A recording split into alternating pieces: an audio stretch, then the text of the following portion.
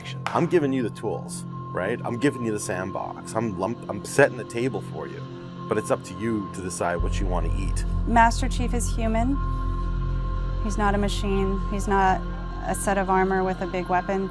He's a human with resilience and courage. You know, and I was so looking forward to this moment because for Master Chief, you know, the stoic soldier, the man of few words, all that. But there was this progression, you know, in terms of his emotional side, even through the first 3 games. But this was going to be the great leap. What happens when that soldier starts to discover his humanity? We had to create a situation that was going to knock him out of his comfort zone. The Master Chief has settled into this comfort zone of being the hero. You know, it's interesting. Early on, we talked about the hero's journey, and like, how do you have a hero's journey when he's already a hero? What are the sacrifices that you need to make in order to preserve something as precious as humanity? The journey is the important part. The growth is the important part. And so really, where does he still need to go as a human? That became the key to not just the story of Halo 4, but the entire trilogy. We're really examining what sort of burdens a Guardian carries. In a lot of ways, the story that we're telling with Halo 4 is about putting Chief in circumstances where he's forced to change. He's forced to take stock of himself. In a way, Chief is a Guardian. Cortana is Chief's Guardian. The Forerunners were the Guardians of their own universe, and they might have to make a decision that not everyone is going to agree with and that some people might condemn.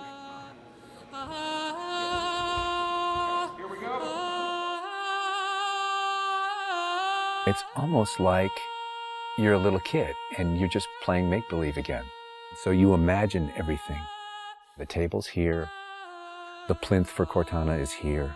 There's a window here. Ready, go.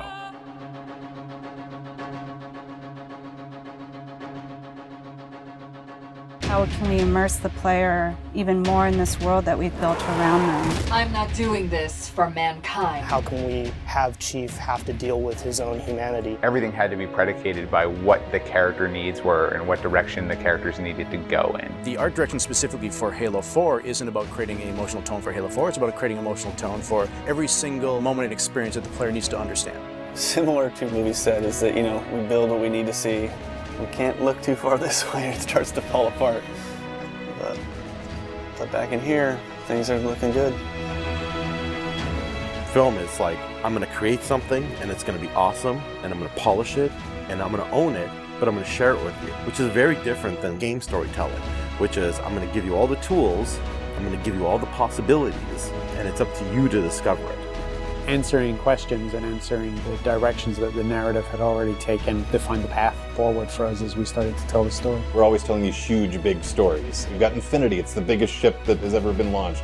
We've got Requiem, which is like the biggest Forerunner artifact we've ever found. But in the middle of all of that, we've got this very small personal story between Master Chief and Cortana. You tell a story with every detail that you put into a game. Immersion is really what allows somebody to believe your universe and also to become emotionally caught up in your universe. Ready to get back to work? I thought you'd never ask. How do we make sure the sights and the sounds and the things that they're feeling as a player inhabiting that suit really comes through more clearly? And you know, technology has allowed us to do that with much higher fidelity than back in the CE days. Okay, so those are definitely bigger ones. Yeah, those start to get... Just because we've got more people. Let's roll video. Yeah. So this will be just video and audio only, no face, no mocap. In that case, you won't mind if we return the favor. As we design these things, we put together the best plan. Until it actually touches an actor, it lacks humanity. Having the ability to work with the actors on stage, capturing their face, body, and voice at the same time, really gives us an opportunity to create an immersive experience for the actors. Working at Giant, we can have at least 8 actors in the same volume at the same time. So the objects that they're acting around and the people that they're acting with, against, through, and toward are there in the scene with them, and it makes a huge difference. We sent out a breakdown for the characters and how we wanted them to feel. We ended up getting 80 or 90 submissions back through our casting team. Casting for the Master Chief is tough. You need a performer that has a really raw physicality to him, and yet he has to, within the confines of this suit, be able to relate and relay emotion. I like to express myself. I freely do it. I wholly do it. I enjoy it. And so pulling back on all of those instincts is what's required to play him. Imagine that translating to a 3D model with huge armor and making sure the personality of Chief's movement comes through that armor was really critical. And that really came down to Bruce's acting, his physical stature, and really his physicality as he went through all of the performance. You'll never see his face or hear his voice, but all of the other actors that are playing off of him have received so much from him in their performances, and I think that they would all agree with that.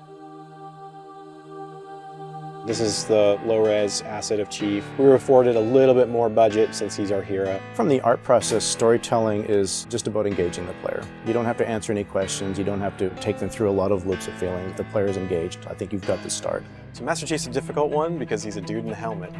There's such a, particularly in science fiction, such a fantastic history of people being completely realized as people without having their face as a tool. For us, it's making him feel like a real person. We have a nude male sculpt, and then from there we sculpt it on physically, a tech suit. And on top of this, guys, when we spend time just doing all the details and trying to add some of that functionality, even little bits here and there like Braille, and this just reads 117.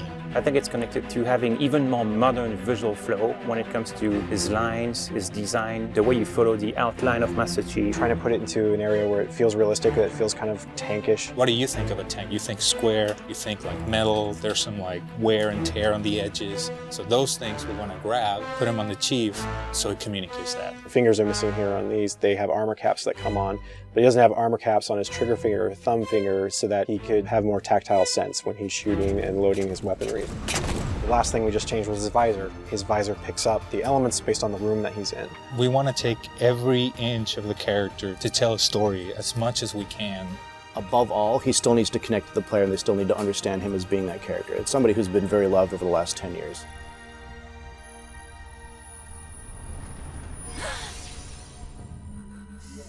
The irony here, right, is that we have a character who's not human at all in Cortana. I was put into service 8 years ago. She is the most human character that we have in the story. Right? She's struggling with her own mortality. AIs deteriorate after 7, Chief. That's something that everybody struggles with. That's the most, human it gets. If we can just get back to Earth and find Halsey, she can fix this. Everyone has to figure out what it means to die. She's strong, she's convicted. She herself is going through a really difficult time in understanding the things that are happening to her. We were looking for somebody who really could bring just fire and stuff that's required for some of those sequences. We needed to make sure we found someone that had some innocence to her, but also could be very strong at the same time. If you imagine that you could have 20 emotions at one time, she has that. I will not allow you to leave this planet! She's really the heart of the game and the heart of Master Chief, and explains what's going on and why it's a problem. I didn't mean to.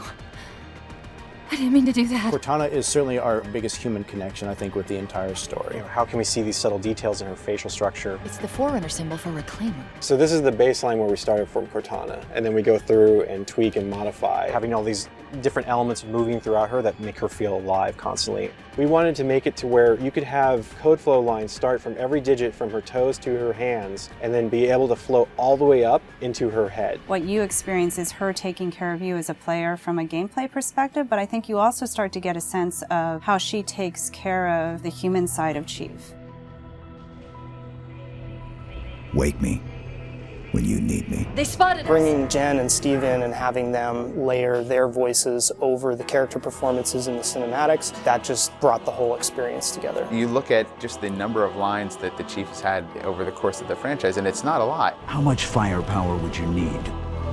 And yet people will immediately call you out on the Master Chief's voice being something very distinctive and important to them. The funny thing is that they've had this off-screen chemistry because they didn't actually meet until last year. Not only is this the first time they've ever sat together on a panel, this is the first time they've ever been in the same room or even met. So seeing them meet and seeing them have that chemistry in real life and seeing how they acted together in scenes, just felt like we just missed this opportunity for all these years to actually get them together and get something even more memorable and more exciting out of them. In the beginning, they were great choices for those characters. Steve has this very stoic personality that comes through in his few words. The same way Jen's voice is confident and it's strong, but it can also be playful.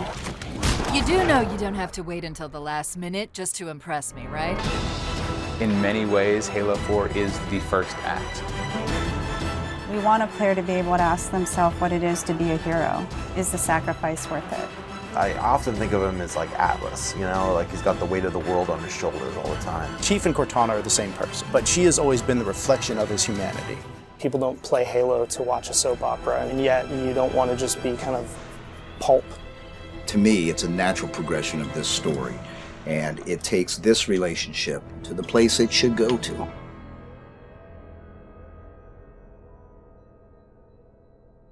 Don't make a girl a promise you can't keep.